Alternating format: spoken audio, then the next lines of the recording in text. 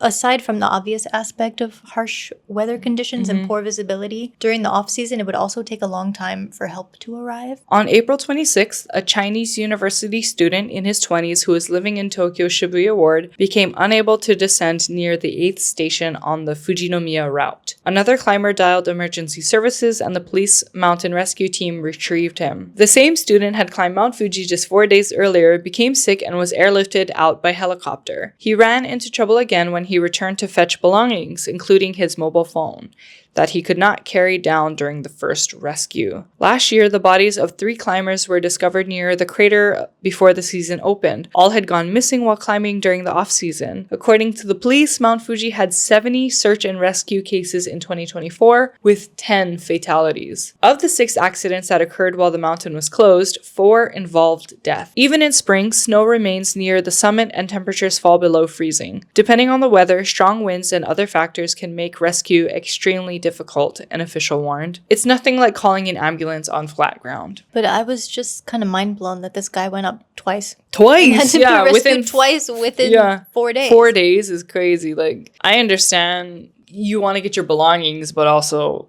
that's nuts. To risk it all again? To risk it all. So this goes to show, like, even if you're from a place where you hike all the time, like me too, I used to go hiking in Hawaii all the time, it's different. So please consider things like altitude change and like weather and all of that. I think a lot of people don't realize how serious it can be to hike Mount Fuji, especially in the off season. So just be careful, follow the rules. Even during the season, a lot of people underestimate especially the weather and the altitude and stuff. For sure. So as I mentioned, even during the actual season, there are still a lot of accidents too. In 2024, there were 83 rescues on Mount Fuji, which was a roughly 60% increase compared to the 5-year average. Oof. In 2024, 6 people died in just the first month of the season. All 6 victims were men in their late 50s to late 70s, according to police. 5 of them died after falling ill during the climb, while the other suffered fatal injuries after falling from a rocky slope. The majority of fatal incidents on Mount Fuji are caused by illness, according to Yamanashi Prefectural Police. They urge climbers to take precautions against cold weather and altitude sickness, which can lead to cerebral and pulmonary edema, excessive fluid buildup in the brain and lungs.